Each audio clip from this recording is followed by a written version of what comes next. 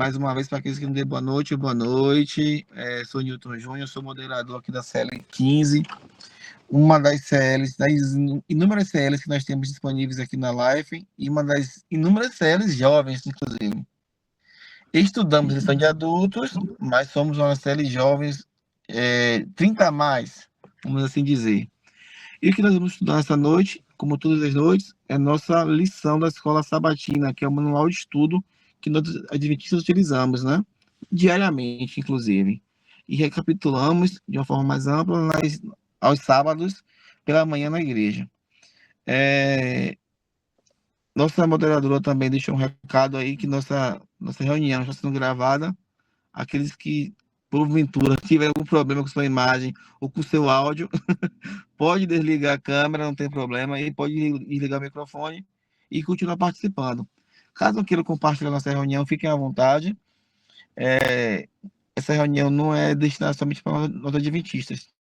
Todos são convidados a participar. E como funciona essa reunião?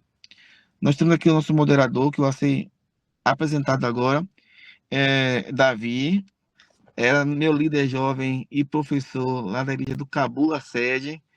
Davi é cria do Cabula. Muitos e muitos anos. É o menino prodígio da igreja do Cabula. Só conheço 2 meninos prodígios que o Cabula reconhece como de fato prodígios. Davi e Eider. Davi e Eider. Davi me ajudou muito no Cabula, foi meu professor jovem, queridíssimo. Quem quiser boas referências, pode falar o nome de Davi. Quem quiser comprar fiado, é só falar o nome de Davi que o povo vende tranquilamente. Davi está há algum tempo em São Paulo, não, Davi? Tá atuando na Novo Tempo? É isso mesmo ou eu tô com mitigafe? Isso, amigo, isso. A gente já está aqui há uns...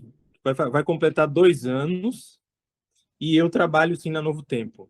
Eu trabalho como produtor de TV da Novo Tempo, eu sou jornalista por formação, trabalhei em vários cantos em Salvador, mas hoje eu atendo a Novo Tempo especificamente com um programa diário que a gente tem ao vivo às tardes, que é o programa Entre Família. A gente tem um trio aqui de apresentadores e o nosso foco é trabalhar pautas em torno das questões familiares.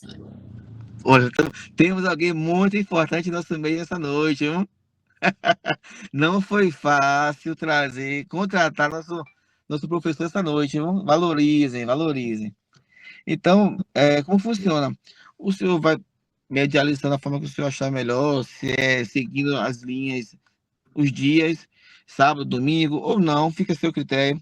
Quando alguém desejar comentar alguma coisa, é só levantar a mãozinha, o recurso da mãozinha assim, que aí, no momento, eu posso passar a mensagem a vossa pessoa, a pessoa comenta. Se ela não quiser mandar um áudio, ou não quiser abrir o microfone, ela pode escrever o que ela desejar, e você, quando quiser, você lê, tá bom? Você mesmo medir essa questão de o momento certo de passar a palavra ou não. Ok, muito bom. Aí você disse seu coração, eu vou desligar a câmera só um minutinho para poder ir para casa, lá eu ligo de novo. Beleza, Júnior. Obrigado, viu? Um prazer, gente, meu amigo. Antes de eu falar qualquer coisa, eu queria orar com vocês. Como você estiver aí na sua casa, no seu carro, no seu quarto, vamos orar. Senhor Jesus, nós queremos mais uma vez te agradecer pela semana que passou e por essas horas especiais, sagradas, o sábado que chega e que é uma bênção para nós. Obrigado por esse período sagrado e especial.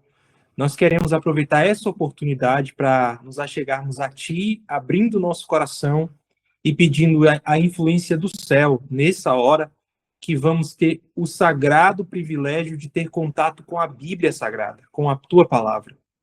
Que ela, mais uma vez, se manifeste na nossa vida, que o Teu Espírito Santo seja o nosso professor nessa noite, para que a gente possa compreender a Tua Palavra e, sobretudo, que ela chegue na vida de cada um de nós que estamos aqui de uma forma personalizada. Cada um de nós temos uma história, estamos vivendo um momento diferente na nossa vida, e que a Tua Palavra, do jeito que ela encontre espaço nas nossas diferentes necessidades, que ela se torne viva diante das nossas lutas, das nossas circunstâncias, da nossa fase de crescimento espiritual, que todos nós possamos ser, nessa hora, alcançados pelo Senhor e por tua graça. Entregamos nossa vida a ti e fazemos isso em nome de Jesus. Amém. Amigos, sem cerimônia, Júnior me chamou de senhor, eu quero desautorizar Júnior e qualquer outra pessoa me chamar de senhor. Eu sou Davi para vocês, tá bom? Outra coisa, o meu tom, sempre que eu estou em um pequeno grupo ou em uma classe de estudo como essa, é sempre um tom informal. Então, eu não vou usar aqui nenhum tipo de linguagem rebuscada e eu também não sou alguém que sou formado na área teológica, né? Pelo menos na universidade, um curso de 4 anos de teologia. Então, o meu nível de conhecimento bíblico é o semelhante ao de vocês, tá bom? E o meu desejo é aprender com vocês, juntos, um pouco mais sobre Deus e sobre essa lição que a gente estudou essa semana.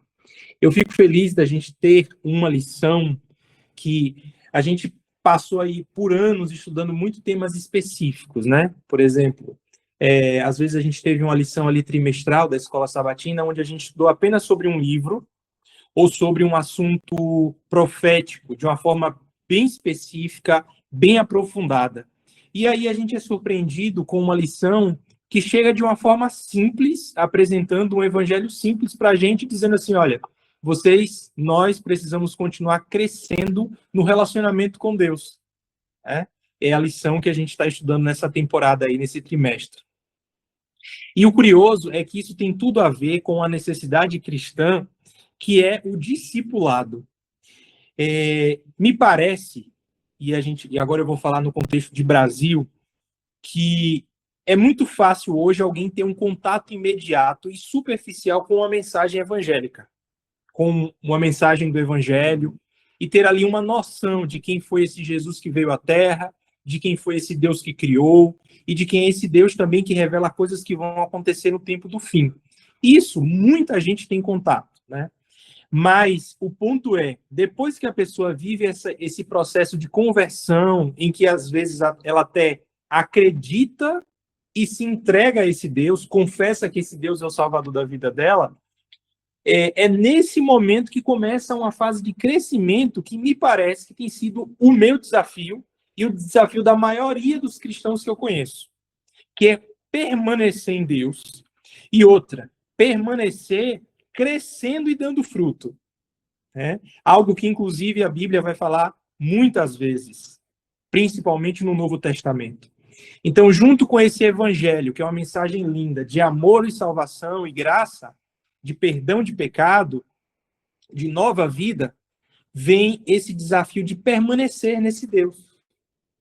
Não apenas em momentos em que a gente esteja emocionalmente fragilizado ou passando por uma situação na nossa vida que nos parece mais apropriado se entregar e crescer com esse Deus. E esse é a linha que eu penso que a gente tem que compreender à medida que a gente vai entrando e chegando no assunto específico de hoje. Esse panorama geral do porquê a gente parou para estudar sobre isso. Dentro dessa coisa que eu mencionei, chamada discipulado, e desse crescimento e dessa permanência nesse Jesus maravilhoso, amoroso, salvador, a gente vai encontrando e lidando com coisas difíceis nesse processo de transformação e permanência, que tem muitas vezes relação com elementos do nosso caráter e da nossa personalidade. E aí a gente chega ao tema da semana: orgulho e humildade. E em algum momento e em alguma medida vai se manifestar na nossa vida todos os dias, desde quando a gente nasceu.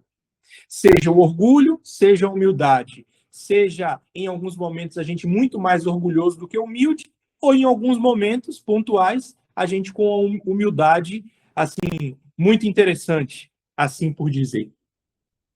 Mas é a esse assunto que a gente chega e, como a gente estuda toda semana, a gente sempre tem um texto bíblico que é a base para a introdução do tema. E esse texto está lá no livro de Lucas. A gente já orou, e aí eu vou convidar vocês a gente passear na Bíblia, porque uma coisa eu sei.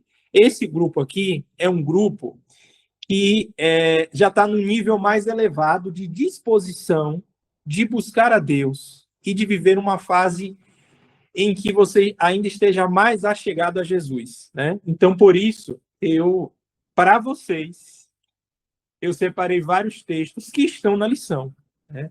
Eu sou uma pessoa que, quando monto um sermão para uma apresentação pública, normalmente eu uso pouco texto. Às vezes eu faço uma pregação inteira com apenas um verso bíblico. Porque eu vou nessa linha, porque, claro, é uma identificação pessoal de escrever dessa maneira, e para simplificar e ser mais profundo com uma mensagem mais reduzida, né? Mas aqui a gente pode seguir com vários textos bíblicos, porque eu sei que vocês já estão em um nível mais avançado, inclusive de disposição de estar perto de Deus. Tá Davi, bom? rapidinho, você falou muito bem, porque aqui nós temos Tafnis e temos Olivia, que são quase pastoras da Digital Life, viu? Que bênção! Falastes bem. Eu espero aprender com elas. Quando elas intervirem aí com os comentários delas, eu espero aprender com elas. Amém. Né? Isso, inclusive, faz parte da identidade da igreja que Deus estabelece, da comunidade que Ele espera que a gente seja. Tem que estar um com o outro, senão a manifestação completa que Ele tem para nós, ela não acontece. Então, tem que estar todo mundo irmanado mesmo, e é isso que Deus estabeleceu. Né? Ótimas referências, hein? Lore diz que as melhores que temos. Senhor, perdoa, ele não sabe o que fala. Ok, amigos, vamos lá. Lucas capítulo 14, nem eu abri ainda, viu? Procura aí, livro de Lucas, capítulo 14. Alguém quer abrir aí e ler o verso áureo dessa semana? Lucas capítulo 14, verso 11. Fiquem à vontade. Lucas 14, verso 11. Achei aqui. Já pode ler? Aguarda um pouquinho mais. Pode ler. Pode ler? Pois todo o que se exalta será humilhado, e o que se humilha será exaltado. Muito bom.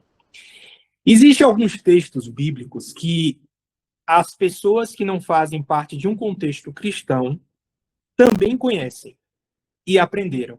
Assim como a gente cresceu na escola, na faculdade, às vezes no final de uma prova, ou, enfim, num card especial, tendo ali uma mensagem com um provérbio chinês, ou algo semelhante, uma frase filosófica. Assim, muita gente conhece a Bíblia. E esse texto, curiosamente, ele é muito conhecido por talvez inspirar até músicas populares, talvez como funk, por exemplo, onde há uma cultura que fala também dessa coisa de aquele que é humilhado, amanhã é exaltado. É muito comum a gente ver frases e afirmações semelhantes no mundo em que a gente vive. Né? É muito comum. Mas no contexto real, é o que a gente quer entender aqui nessa noite, quando Jesus vai falando num bloco que começa no verso 7 e vai terminar aqui pelo menos no verso 14, sobre o contexto. Não vou trazer aqui o contexto todo, mas ele vai falando sobre a humildade. E aí tem essa máxima no verso 11, onde tem essa parte objetiva que ele afirma que aquele que se exaltam serão humilhados, e os que se humilham serão exaltados. O que será que Jesus quis dizer com essa afirmação? Alguém gostaria de comentar esse verso áureo, que está lá no sábado, primeiro dia da lição?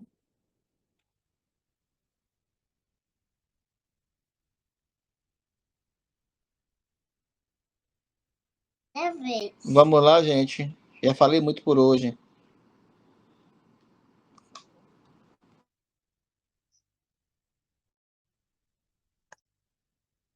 Ok, vou seguir, viu? Eu vou abrindo a palavra e aí vocês vão me cortando, tá bom?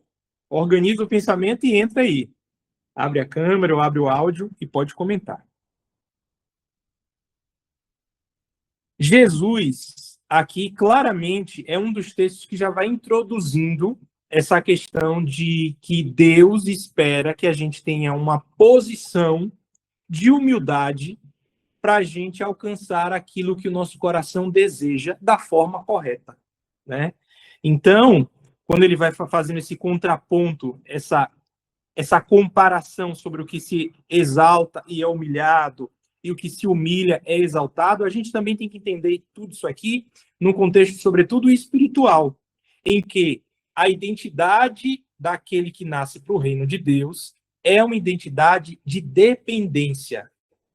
Se a lição trimestral vai falando sobre crescimento, o crescimento no reino de Deus, ele está atrelado à questão da humilhação perante Deus para reconhecer a nossa real condição.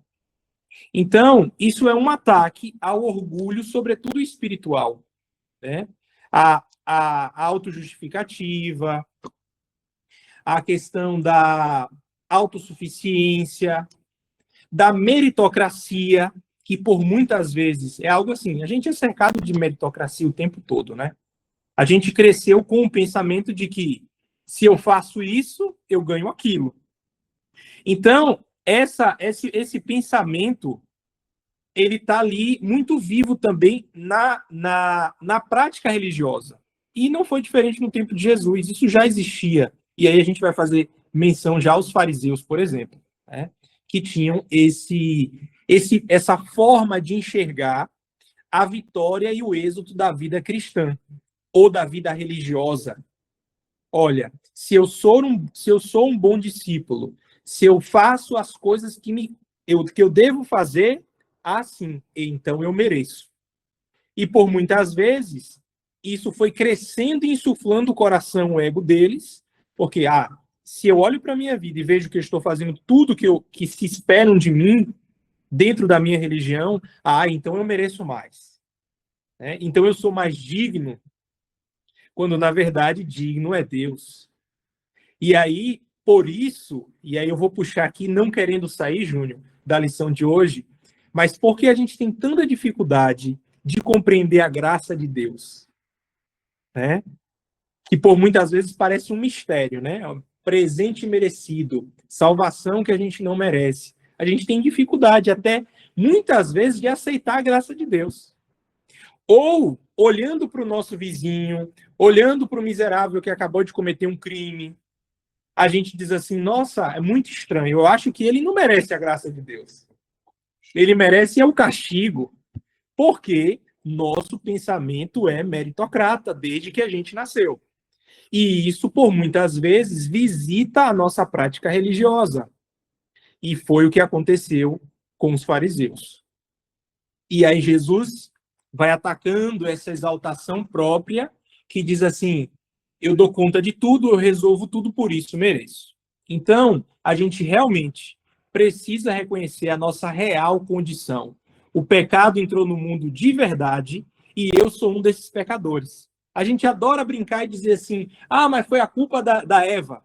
Mas foi culpa do Adão. Mas se o Adão não tivesse comido a fruta que a Eva ofereceu, e a gente gasta uma energia querendo achar esse culpado, e às vezes a gente tem dificuldade de aceitar que eu sou o participante do pecado de Adão e Eva. Né? E aí a gente tem essa dificuldade de compreender a graça divina. Então, quando a gente vai falar agora desse sentimento chamado orgulho, antes da gente voltar a falar da humildade, é bom a gente entender o que seria o orgulho. Orgulho é um sentimento e muitas vezes, eu não sou da área da psicologia, embora conviva e converse com muitos que são, e se tiver alguém aqui, se manifeste da psicologia, porque sua contribuição seria muito significativa agora, porque a gente está falando do orgulho como um sentimento. Esse sentimento muitas vezes aparece na nossa vida como a nossa forma de provar que a gente está certo, de que temos valor e de que a gente deve ser aceito. Né? Então, a gente tem o orgulho para poder ser aceito naquilo que a gente fez e, muitas vezes, o orgulho até cega, porque a gente é o errado na história, é o errado na situação, Mas o orgulho diz assim, não, eu não vou dar o braço a torcer. Eu tenho minha razão. Eu tenho os meus motivos. E o orgulho vai inflando e a gente quer o quê? Que a nossa vontade seja aceita. Que às vezes as pessoas aceitem a gente e a nossa atitude goela abaixo. Porque o nosso orgulho fala mais alto. Então, o orgulho muitas vezes aparece. Exatamente, Lore. Então, muitas vezes o orgulho aparece. Esse sentimento do orgulho, ele é fruto dessa questão emocional e psicológica que está lá instalada, de alguém que quer ser aceito. E aí agora a gente também precisa visitar onde surge esse tal sentimento na história. O orgulho nasce primeiro aonde? A lição trouxe luz sobre isso também. E aí eu já vou chegando nos textos de domingo, e já quero te pedir para preparar sua Bíblia, para a gente comparar aqui um sentimento e uma maneira de viver de um ser e de outro. Um está no livro de Isaías, capítulo 14, e o outro vai estar no livro de Filipenses. Isso está na lição de domingo, tá bom? Esse orgulho, ele nasce no coração de um ser que também, nesse coração, surgiu aquilo que a gente chama de mistério da iniquidade, onde surgiu um sentimento de olhar para as coisas celestiais e dizer assim, eu quero que a minha posição seja majoritária aqui. Eu quero ser o maior entre todos. E esse sentimento foi se inflando, se inflando, se inflando no coração desse ser, e esse sentimento estava mesclado com o orgulho. A inveja, o orgulho, são sentimentos, a gente poderia afirmar, que é pai da origem do pecado.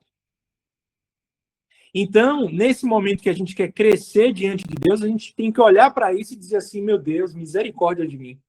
Porque em alguns momentos da minha vida eu tenho sido orgulhoso. Me ajuda, Deus, a identificar em que momentos eu tenho sido orgulhoso nos meus relacionamentos íntimos, com os meus vizinhos, no meu trabalho, no contexto profissional, no contexto do casamento, né? Júnior, com você a palavra. Até mesmo porque o orgulho, como qualquer outro sentimento, ele pode ser moldado.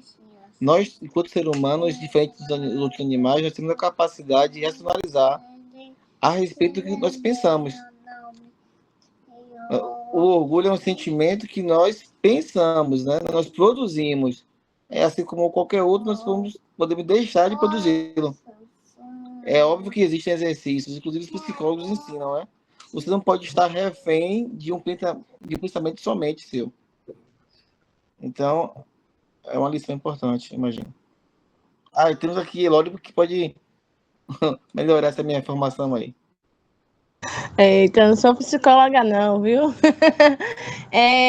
O orgulho ele tem dois sentidos, né? O positivo, que é quando você se orgulha de coisa que você conquistou, e o outro orgulho é o negativo, é quando você não assume o seu erro. Você sempre culpa o outro por alguma coisa. Eu sou assim por causa de fulano. Nunca aceita verdadeiramente o que realmente é. Então, o orgulho ele tem dois sentidos. Às vezes, o orgulho é algo positivo. Você se orgulha de ter conquistado algo, de ter ganhado algo, de ser promovido. Isso dá orgulho a gente, passar de alguma matéria na faculdade, algum concurso. Mas tem esse outro orgulho que é algo negativo.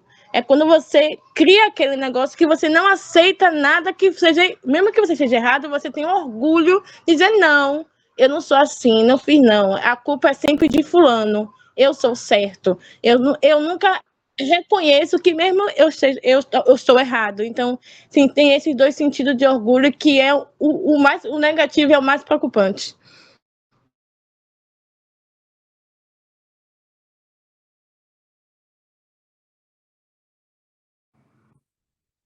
Verdade, Lória. Ótima pontuação. Na fila tem Neilton, eu vi que a Olivia também se manifestou. Podem seguir.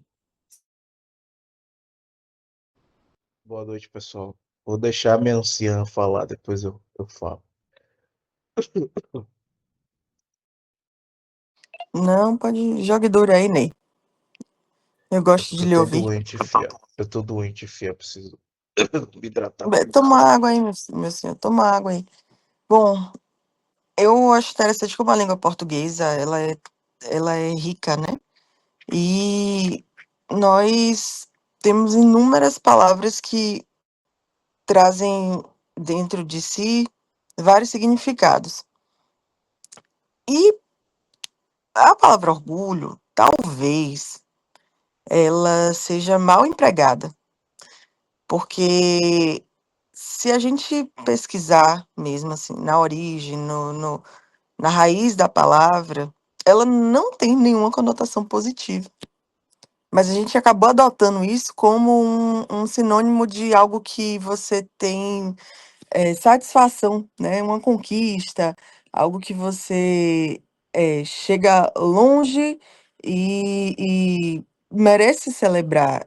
E é válido, óbvio que se você tem uma conquista, se você tem algum mérito de algo que você conquistou, você merece celebrar. Mas eu achei interessante, essa semana eu aprendi isso. E vale mais uma vez enaltecer a importância da lição, porque a palavra orgulho, ela não tem, na língua portuguesa, nenhuma conotação positiva,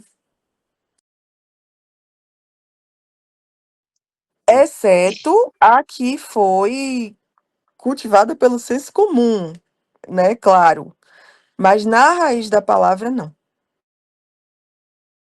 Bom, agora eu acho que dá para falar. Na realidade, só uma pequena contribuição com relação a essa questão de domingo, é que o orgulho, ele, primeiro de tudo, ele nos afasta de Deus. Então, nos afastando de Deus, ele já não é uma coisa boa. E o orgulho também nos leva a acreditar, muitas vezes, que nós somos suficientes e que por nós mesmos nós conseguimos vencer. E aí vem outro grande perigo, que quando nós deixamos de reconhecer Deus em tudo, nós passamos a confiar em nossas próprias forças e o risco de termos uma queda e o risco de termos decisões infelizes é muito grande. E aí a lição ela vem trazendo que o antídoto que Deus deixou é a humildade. Ou seja, é em tudo, até mesmo naqueles pontos considerados negativos, a gente dá a glória a Deus, porque afinal o próprio apóstolo Tiago fala que todas as boas dádivas provêm de Deus.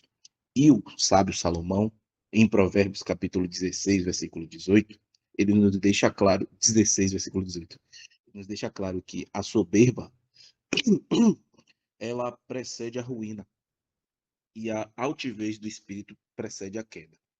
E, biblicamente, se a gente for analisar, nós temos um rei que passou por uma situação dessa. E foi necessário que ele literalmente se tornasse um animal para ele poder entender quem é Deus. E que ele não era o que ele achava, o bambambam, o miseravão. O que troca tiro com a rodespa e dá de testa com a civil. Mas não. Ele era um homem que, assim como nós, necessitava reconhecer Deus na sua vida. E após ele passar por essa experiência, né? Estou falando de Nabucodonosor, ele acabou se convertendo, né? Dizendo que só Deus era Deus. E que a partir de agora o povo deveria adorar o Deus de Daniel. É isso. Irmãos, eu estou muito com acho que foi a Olivia que falou, né? Porque, basicamente, de que o orgulho não tem valor algum. Na verdade, todos nós cristãos somos chamados a sermos o quê? Humildes. Basicamente, o orgulho é a antítese da humildade. Inclusive, a Bíblia e a lição está dizendo que o pior dos orgulhos, inclusive, é aquele orgulho espiritual, né? Onde a pessoa diz, rico sou e de nada tenho falta. Ou seja, não preciso de Deus, não preciso de Cristo, não preciso do Espírito Santo, porque eu sou cheio, né? Eu tenho o que apresentar, né? Então, de fato, né, até como a gente pode interpretar como um dos pecados originários, o orgulho é algo a ser trabalhado dentro de nós e cada dia mais, né, fazer crescer a humildade e enterrar o orgulho que de fato existe dentro de nós, como já foi dito aí, desde pequeno nós somos de alguma forma trabalhados a sermos orgulhosos, né? E essa palavra tem que, de fato, ser muito bem trabalhada dentro da comunidade cristã, a nossa comunidade.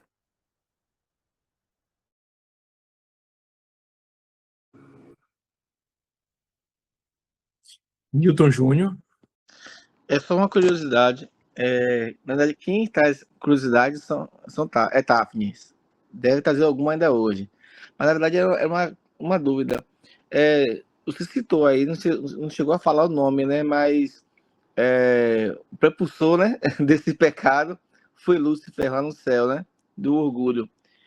E agora não se sabe, o nome que se dá, inclusive, é Mistério da Iniquidade. Não se sabe como é que surgiu na mente dele esse tipo de pensamento, já que não havia nenhum pecado semelhante para né, ele vislumbrar e sentir. Porque nós hoje temos referências, né? Sim. Nós temos muitas referências em que se basear e pecarmos semelhantes, ou pior. Mas ele não tinha, ele vivia no céu, num ambiente perfeito, com anjos se comportando de forma perfeita, com o próprio Deus como referência, e ainda assim surgiu nele de alguma forma, mesmo sem referência, o sentimento de orgulho. Exato. Esse é um assunto muito difícil de se conversar, porque a gente tem um limite de compreensão. Esse é um dos assuntos bíblicos que a gente tem um limite, como ser caído, de compreender, né?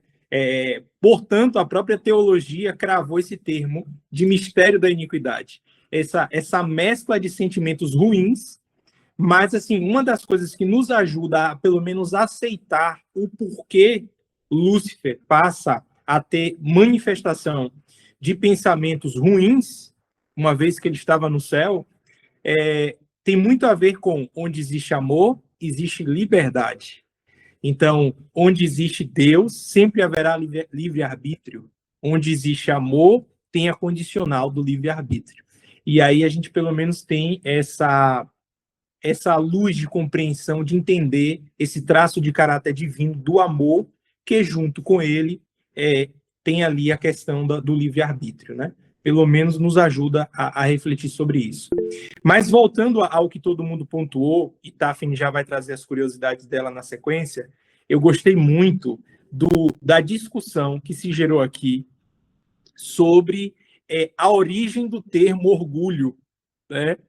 Que, de fato, o que Olivia trouxe, depois o Nilson fez também um comentário muito significativo, Lore também começou falando sobre isso. É verdade que, comumente, na língua portuguesa, há o uso do termo orgulho como algo positivo, no sentido de eu estou satisfeito que o meu filho se graduou na universidade.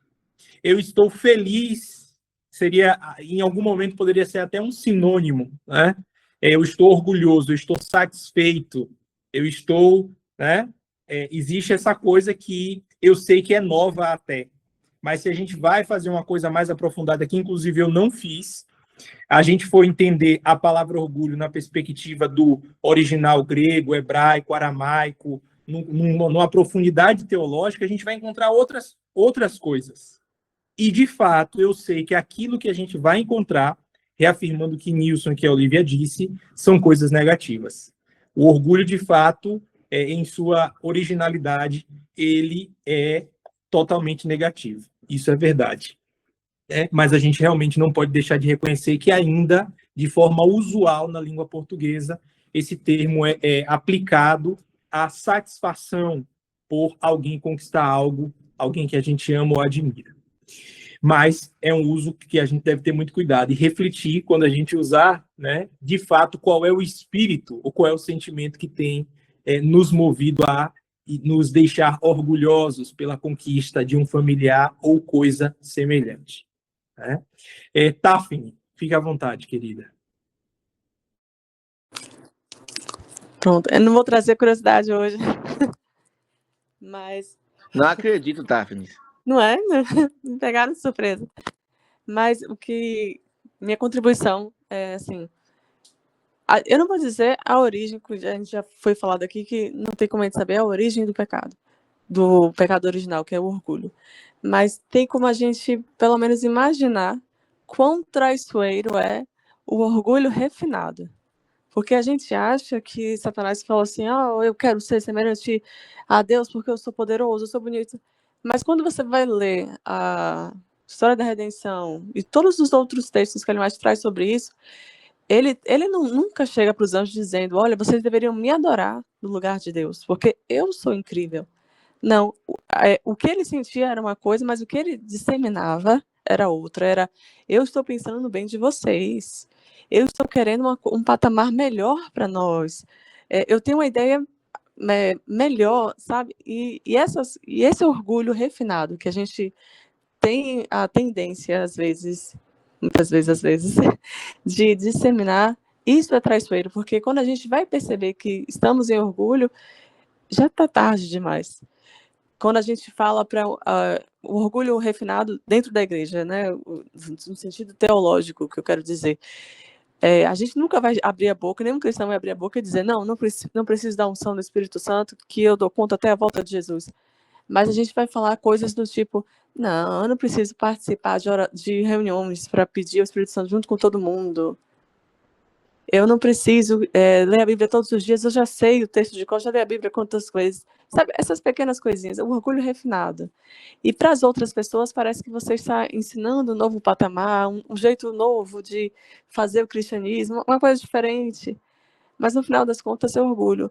E o problema disso, do orgulho refinado, é que é tão refinado que a gente não percebe e não busca Deus. E é por isso que vários textos animais falam que o orgulho é um dos lugares que Deus não pode habitar no coração orgulhoso. Porque você não vai buscar ajuda, e se ele te colocar, te enfrentar para que você busque ajuda, às vezes você vai lutar contra ele. Foi citado aí Nabucodonosor. Nabucodonosor é o exemplo de quando Deus quer realmente salvar alguém. Mas muitas vezes, Deus ele não vai transformar você em um animal, mesmo você devendo ter sido um animal durante um tempo para poder se salvar. Ele não vai fazer isso. E você, estou falando de modo geral, né? E você vai acabar se perdendo se não perceber que é como Laodiceia, né? Estou a ponto de vomitar-te. Deus necessariamente não transforma todo mundo em animal. Ele luta com a pessoa, mas às vezes, eu vi isso numa pregação, e um texto terrível, uma fala terrível que Deus pode falar para você é, seja feita a tua vontade, então. E aí você vai vivendo a sua vida como se estivesse num novo patamar, mas é só um orgulho tão refinado que você não percebe. Só uma questãozinha, Tafini, porque você falou uma coisa que eu acho bastante séria, né? Porque nesse contexto que você falou, o orgulho surge numa pessoa que é dissimulada. Veja, olha esse contexto de pecado, né? Uma pessoa que é dissimulada. Né? Outra questão que é muito séria, que é o orgulhoso, normalmente, além de dissimulado, ele é usurpador.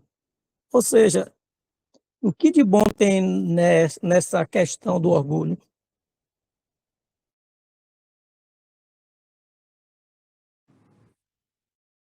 É um sentimento que gera vários outros danos e sentimentos ruins, né? E uma coisa que eu acho interessante, pegando o gancho de Nilson, é o fato de que esses sentimentos ruins que a gente permite que apareça em nós, se destaque em nós, que a gente dá espaço para ele aflorar, muitas vezes o prejuízo, ou todas as vezes, ele não é apenas para nós, é para quem está ao nosso redor.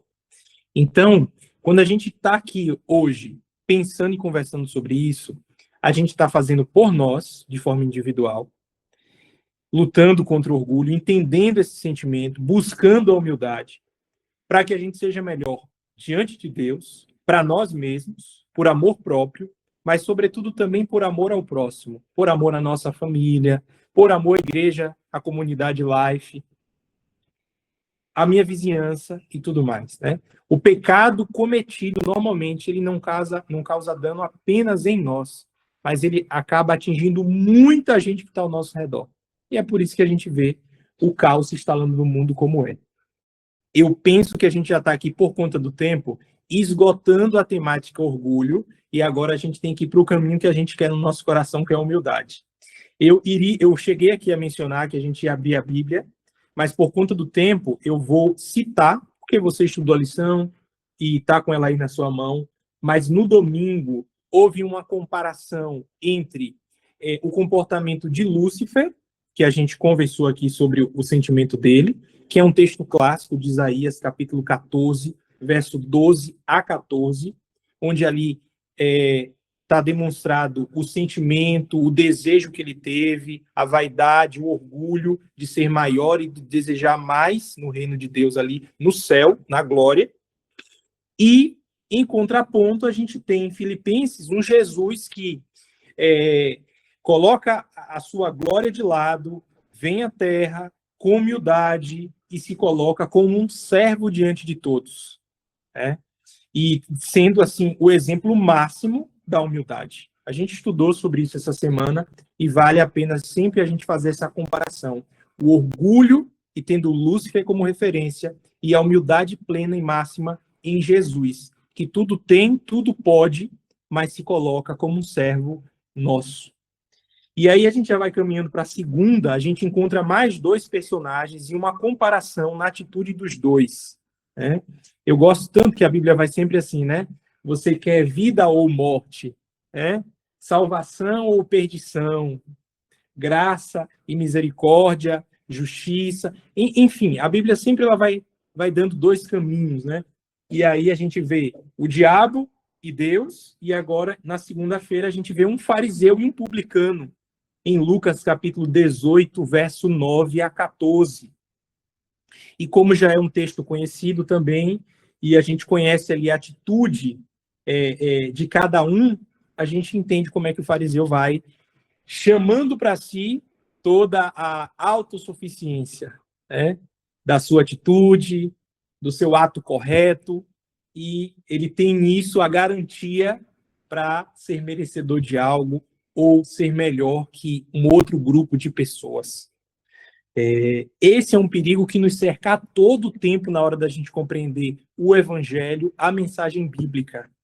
Muitas vezes, até de forma inconsciente, subjetiva, a gente acaba isolando grupos sociais, a gente acaba separando, né, as pessoas no contexto de um ser mais merecedor ou um está sendo mais alvo ou não do amor e da graça de Deus, né?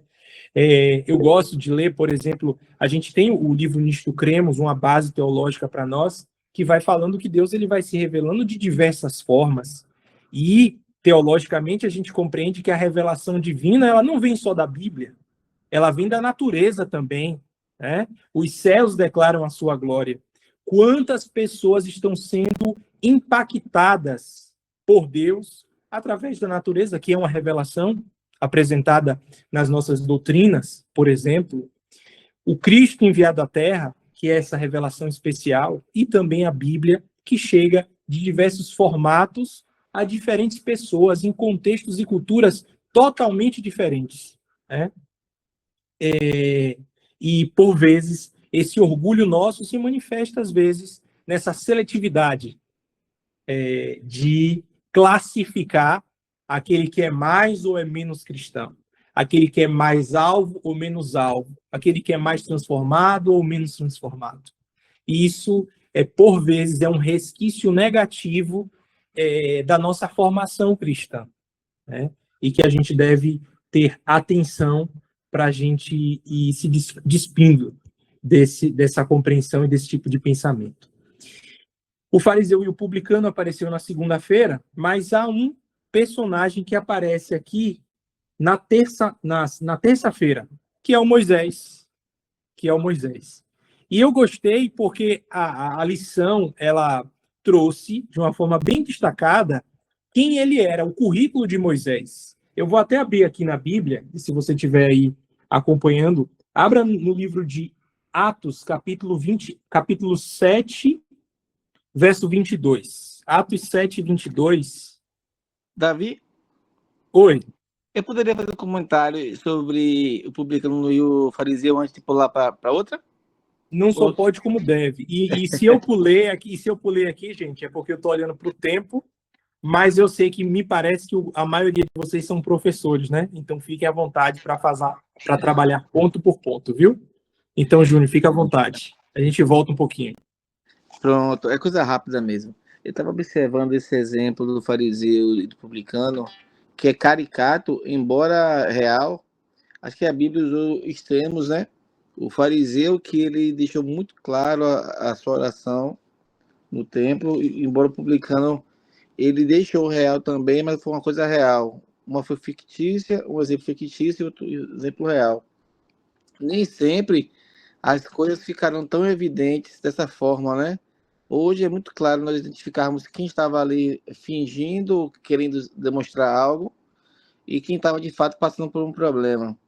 Tafnis falou aqui algo que é muito real, né? Que o orgulho ele nasce e se apresenta de forma sutil, né? Então nem sempre nós vamos identificar de forma fácil, como foi no exemplo que a Bíblia trouxe do fariseu e o publicano, mas de fato é um problema que pode surgir ou já surgiu nos corações, ou como pode surgir sim, tranquilamente, se nós não tivermos cuidado. E outro problema que, não sei se já foi falado aqui, não me recordo, da questão da autoimagem, né? Nós sempre nos identificamos com o publicano, mas, infelizmente, nós podemos estar fazendo uma autoanálise de forma equivocada. Talvez nós estejamos agindo como fariseus, porque, como eu já falei em outras lições aqui, a autoimagem, existe a imagem que eu tenho a meu respeito, existe a imagem que o outro tem a meu respeito, existe a imagem real, e existe, que eu vou acrescentar aqui, que eu vi de um pastor, que é a imagem que Deus sabe que nós vamos nos tornar no futuro. Mas eu posso, por exemplo, estar tendo uma imagem errada a meu respeito. Eu posso estar achando que eu sou um publicano, mas na verdade eu posso estar agindo em muitos momentos da minha vida como um fariseu. É necessário nos alertarmos com relação a esse ponto.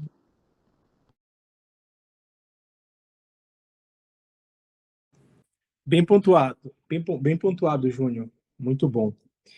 Alguém gostaria de fazer algum comentário ainda sobre o fariseu e o publicano? Ok, então vou seguir para o que eu já estava iniciando, que é a terça-feira, a referência sobre Moisés, o currículo que a Bíblia traz em Atos 7, 22, a respeito de Moisés. Deixa eu achar aqui. Ok. Moisés foi educado em toda a sabedoria dos egípcios e era poderoso em palavras e ações. Olha os soft skills aí de Moisés junto no texto, né? Então, Moisés tinha uma grande formação militar, Moisés tinha uma grande formação enquanto líder e governante, Moisés tinha todo o preparo e habilidades e cursos preparatórios como um líder, um representante, um embaixador e tudo mais. Um pacote que crescer e se desenvolver em um palácio entregou para ele. Então, ele tinha tudo para ter, muitas vezes, um comportamento orgulhoso, vaidoso, se sentir um pouco melhor que os outros e manifestar isso em sua vida, né? Então, em algum momento, certamente, a Bíblia vai mostrar uma cena ou outra que isso aconteceu. E é possível, coisas não contadas, também, que ele tenha vivido isso na sua vida como homem que viveu na Terra e era um pecador igual a todos nós. Mas não podemos negar que havia coisas especiais na vida daquele homem. E há a questão de ele manifestar um contraponto a tudo que ele tinha, a todo esse currículo, que é o comportamento que nos chama a atenção, que vai estar em outro texto bíblico, que a gente vai ler na sequência, depois do comentário da Tafnis, tá bom? Aí a gente lê Números 12, verso 3. Talvez eu dê até spoiler, então. Agora curiosidade. Pronto, curiosidade. Todos esses skills que foi dado de Moisés é realmente incrível.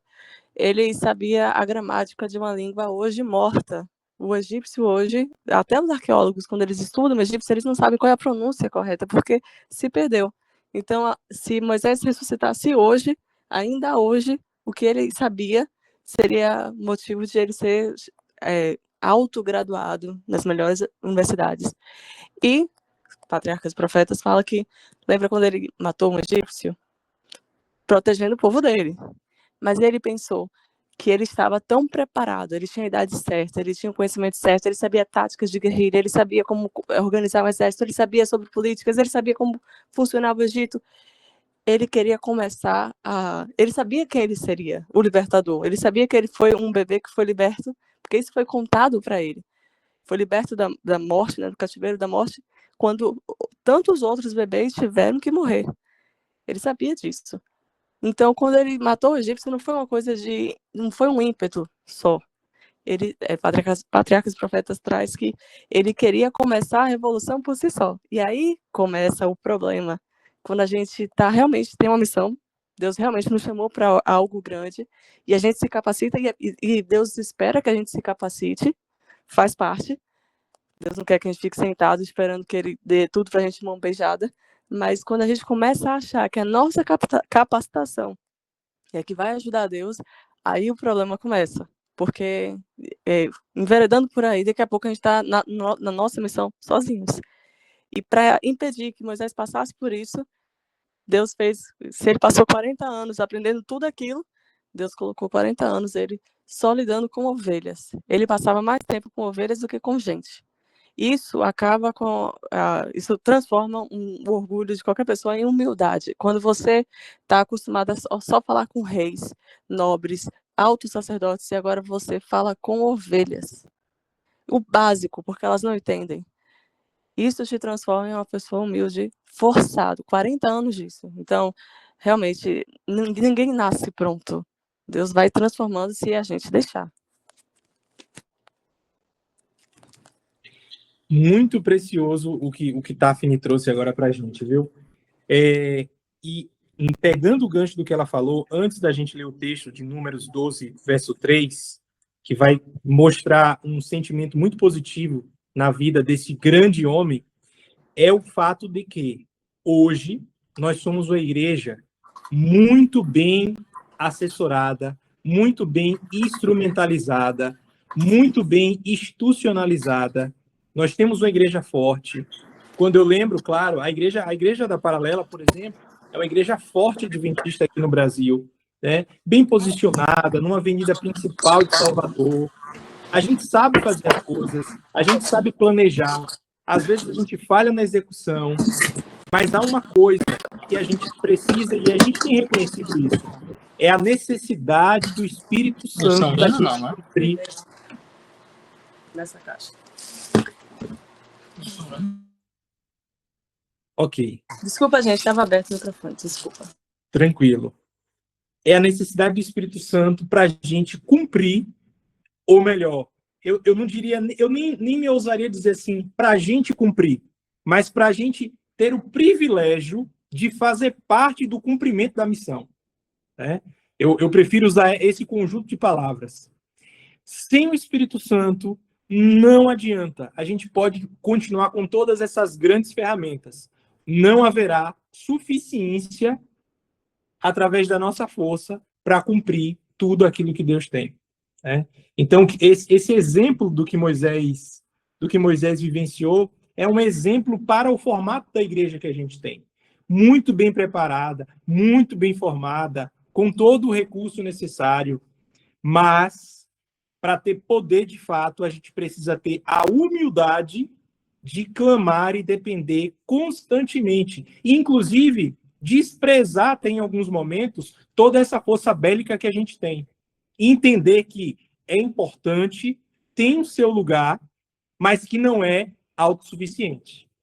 Olha o que eu digo. É importante, tem o seu lugar, mas não acaba em si mesmo. Não resolve a questão que o mundo precisa de crente cheio de poder para pregar a última mensagem que esse mundo precisa ouvir. Nilson Santana, é com você a palavra. Amigos, eu penso que essa época, esse tempo que vivemos, não existe tempo melhor para a gente se debruçar sobre a biografia de Moisés e outros, porque, infelizmente, nós estamos vivendo um tempo meio que estranho ultimamente, né? Na verdade, o cristão está na moda, né? Hoje, tem cristão para tudo que é lado, né? De todas as formas. O que a gente mais vê hoje é pastor coach, né? Ou seja, a forma de se vestir, a forma de falar, não me parece que seja o exemplo de Moisés, né? Inclusive de bons cristãos. Eu me lembro que meu avô, um dos melhores cristãos que eu conheci, ele se orgulhava de dizer, ele dizia, eu sou cristão, mas eu sou homem. Ou seja, às vezes ele dizia, eu sou cristão, mas não levo desaforo para casa. Então, uma biografia como essa de Moisés, realmente ela carece de a gente estudar e se apropriar dela, né? Porque nesse mundo estranho que eu tenho dito, né, onde a gente encontra, né, coisas muito estranhas da boca dos cristãos, talvez reler Moisés, observar os conselhos, né, a liderança, principalmente a liderança, né? Nós temos líderes hoje, né, que se dizem cristãos, que misericórdia, né? Mas se dizem, tá?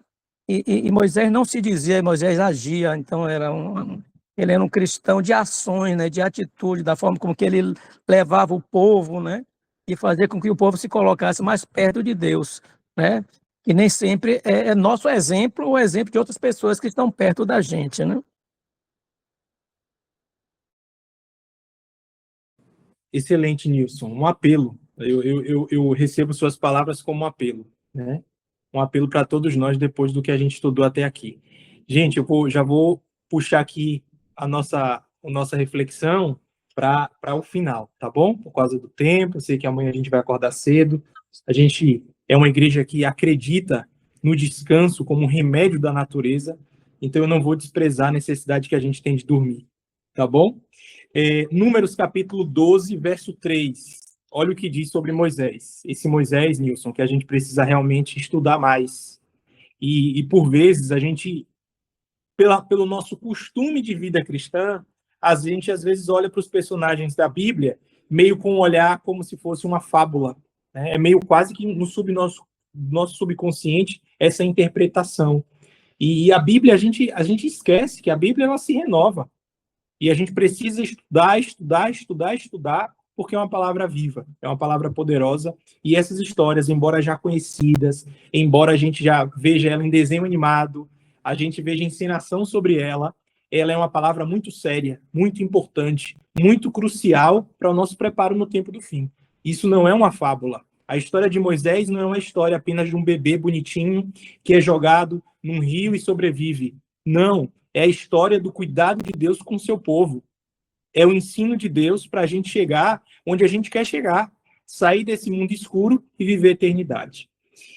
Números capítulo 12, verso 3, diz assim: Ora, Moisés era muito humilde. A Bíblia diz que, pelo menos na minha versão, NVI, diz assim, ó, era muito humilde. Gente, eu só queria ser humilde. A Bíblia está dizendo que Moisés era muito humilde. Esse homem tem muito a nos ensinar, Nilson. Mais que qualquer outra pessoa na Terra. Olha só como o verso traz.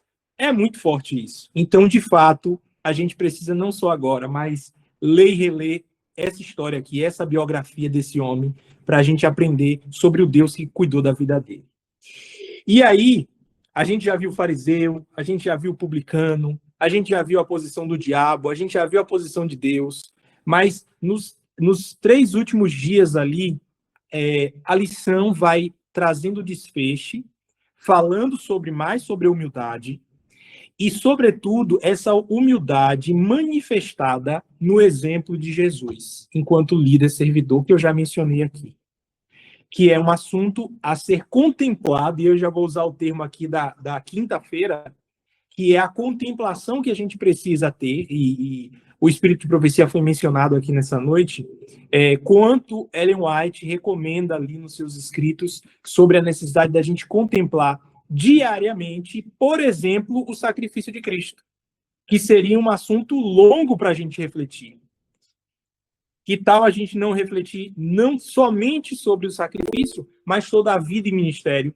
Afinal, esse é o exemplo máximo que a lição trouxe essa semana, é o comportamento servidor de Cristo e a sua humildade. A gente pode se inspirar olhando para a vida de Moisés. A gente pode se inspirar olhando para a vida e a história do publicano. Mas a gente pode ser transformado ao olhar para Jesus, que é aquele que é a própria humildade em pessoa e que é capaz de transmitir para o nosso coração, para o nosso caráter e personalidade, essa humildade que ele espera que a gente tenha. E é ele, por meio do Espírito Santo, que pode matar esse orgulho que sempre vai estar lá. Nem que seja... É como um balão, né? Ele pode estar um balão inflado ou murcho. A gente tem que pedir a Deus que, uma vez que a gente está na condição de pecadores, que tudo que é de ruim fique como um balão murcho, não como um balão inflado. E que a única coisa que tem aqui inflar na nossa vida seja a humildade. E Jesus é o exemplo máximo disso. Por isso que a gente olhe para Jesus, contemple-o a cada dia. Essa é a única forma da gente alcançar a graça divina, o céu, a salvação em Cristo Jesus. E me fez lembrar aqui, quando eu usei a palavra contemplação, que a lição mencionou, a própria visão que Ellen White teve do povo peregrinando. As pessoas que olhavam para o lado, para o outro, para os obstáculos, para o precipício, que davam lugar ao medo, que olhavam para trás, essas pessoas iam caindo e não conseguiam chegar ao final. Mas todo aquele que olhou para o olhar de Cristo, que se concentrou em Cristo Jesus, ele conseguiu atingir a plenitude de Deus, alcançar aquilo que a gente espera, hoje em santificação, um dia em glorificação, quando Jesus volta nas nuvens. Né? Que Deus nos abrace nessa noite. Tá bom, queridos? Vocês são professores, é certo que várias coisas aqui a gente deixou de trabalhar. A Bíblia é infinita, mas se alguém quiser aqui trazer mais uma contribuição, Davi, você esqueceu de um ponto importante aqui na lição, tá franqueada a palavra, tá com vocês, tá bom? Fica à vontade, Newton. Eu acho que a Olivia queria falar alguma coisa. Não foi, Olivia? Ele concluiu brilhantemente. Foi maravilhoso, tudo maravilhoso. Eu tenho essa lição, na verdade, esse trimestre me impressionou a refletir sobre algo. Esse finalzinho, principalmente, né, quarta e quinta. Quarta, os discípulos de Cristo que conviviam com Cristo ainda estavam almejando posições, né, cargos. Quinta, a lição nos remete à contemplação de quem é Cristo verdadeiramente. E o que eu percebo é que, enquanto cristã, não só assim, o mundo em geral, mas eu sempre tento trazer para a minha vida é o seguinte. E esse é um raciocínio que eu vou pedir licença para vocês para compartilhar e talvez não fique muito claro, mas a gente vai junto. Quais foram as promessas que Jesus nos fez? Jesus prometeu que nós teríamos vida eterna com Ele, que Ele estaria sempre conosco, todos os dias até a consumação dos séculos, que Ele mandaria o Espírito Santo. E quais são as promessas que estão sendo repercutidas hoje, que estão sendo faladas hoje? São promessas terrenas.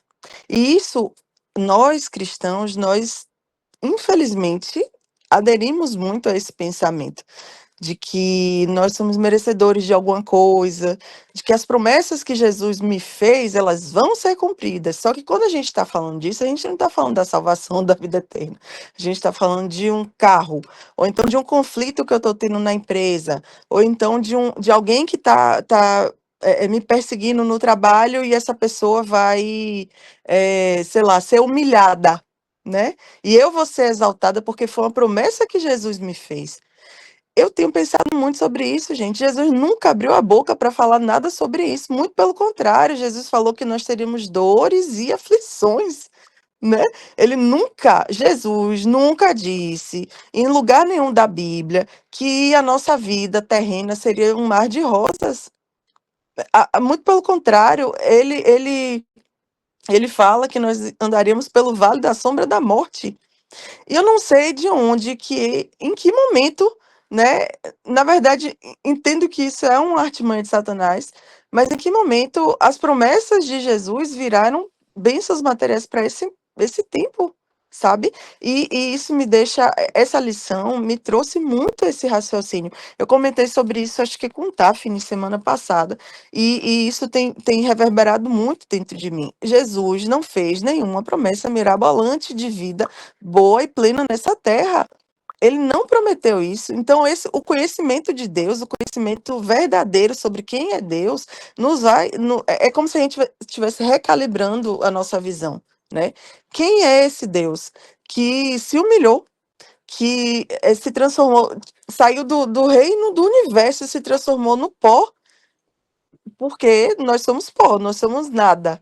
E ele se transformou, ele se fez em nada, ele se esvaziou para estar conosco. Como é que esse Deus, que se esvaziou de toda a sua divindade para se fazer nada, vai ficar me prometendo que eu vou prevalecer contra os meus inimigos que são carne igual a mim? Isso não existe. Então, assim, essa lição ela tem sido muito preciosa nesse sentido. Eu não sei se eu fui claro, mas é isso aí.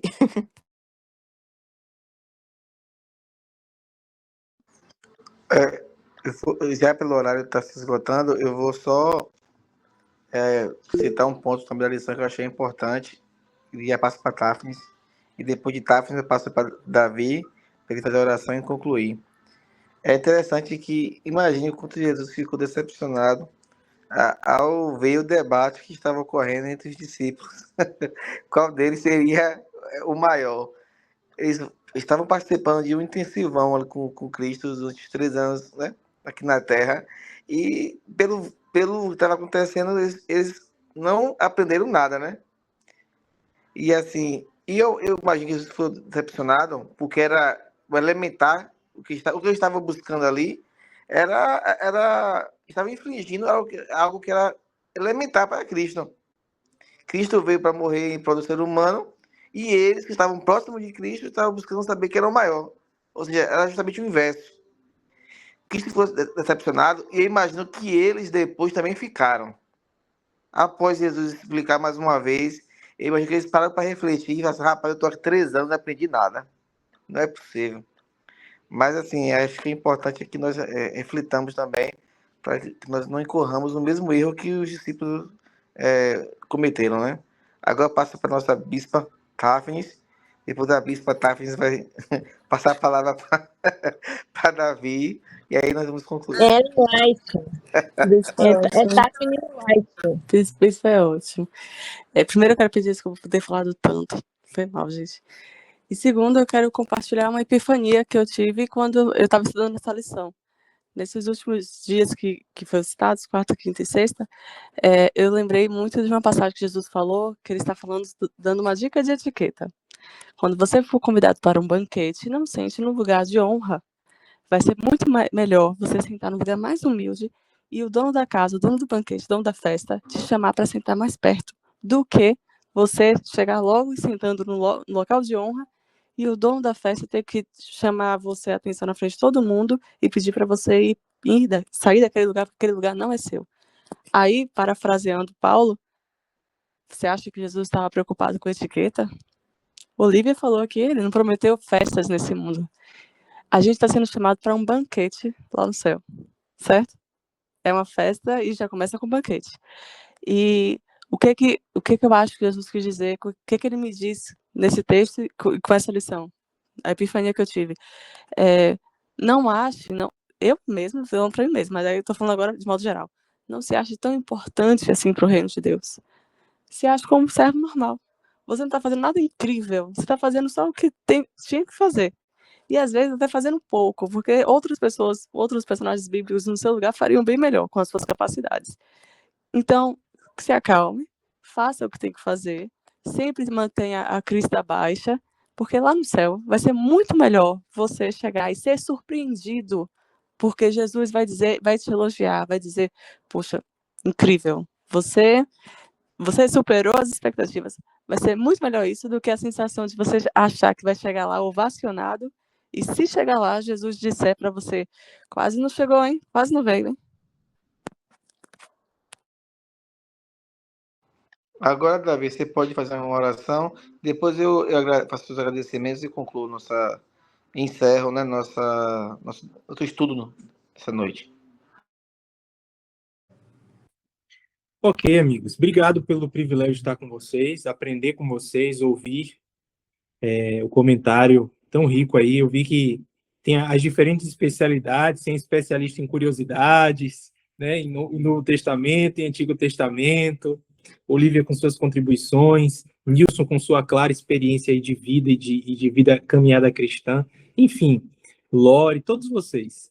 Táfnis, Newton, obrigado, viu, gente, pelo privilégio aí de estudar com vocês. Espero encontrá-los outras vezes. Então eu vou orar, eu sei que a gente precisa descansar também, dormir e amanhã, pela graça de Deus, estar na igreja. Vamos orar. Santo Deus, obrigado, porque abrimos a tua palavra, refletimos sobre ela, pedimos a tua orientação, crescemos em comunidade, porque o Senhor se manifesta naqueles que estão reunidos em teu nome, e nós sentimos isso nessa noite.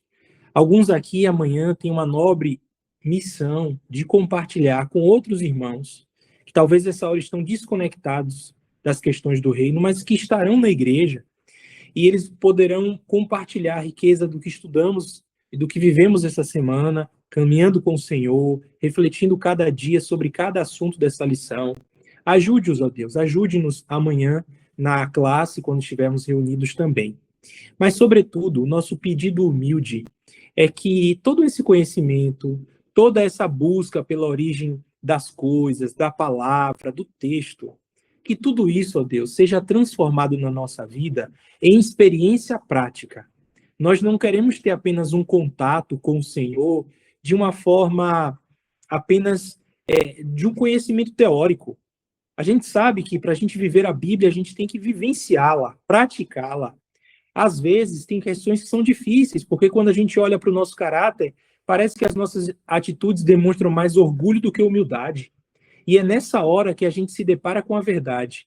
A nossa vida, o nosso coração, ele só pode ser melhorado, moldado pela ação sobrenatural do Espírito Santo. Ó Deus, a gente compreende que o Senhor tem a missão de restaurar em nós a tua imagem. Desde que o pecado entrou no mundo, tem sido difícil ser participante desse pecado original, que todos nós somos participantes. Nos ajuda, ó Deus, nos busca, insiste em nossa vida, insiste em nosso coração duro, para que a humildade prevaleça em nossa vida, para que com a humildade a gente se achegue a Ti, encontre perdão para os nossos pecados, transformação do nosso caráter, preparo para a vida eterna e também amor ao próximo. Que a gente não se sinta melhor do que quem está ao nosso redor, mas que a gente tenha uma humildade, sobretudo, verdadeira. Essa que nós queremos. Não uma humildade que alguns pregam aí fora, uma humildade apenas comportamental, que cai bem em a gente se comportar assim, porque a gente vai ficar bem na fita com as pessoas, no trabalho ou nos lugares por onde a gente anda. Nós queremos ter uma humildade de verdade, a humildade que é manifestada quando a igreja não nos está vendo, quando a nossa família não nos está vendo, quando as redes sociais não registram o nosso ato de humildade. É isso que a gente quer viver na nossa vida. Por isso, mais uma vez eu imploro, derrama sobre nós o teu Espírito, para que alcancemos esse sentimento e essa vivência no nosso caráter. Abençoa cada família aqui representada, nos prepara para termos uma noite de descanso e paz, e toma nossa vida em tuas mãos. Te pedimos e te agradecemos, em nome de Jesus. Amém.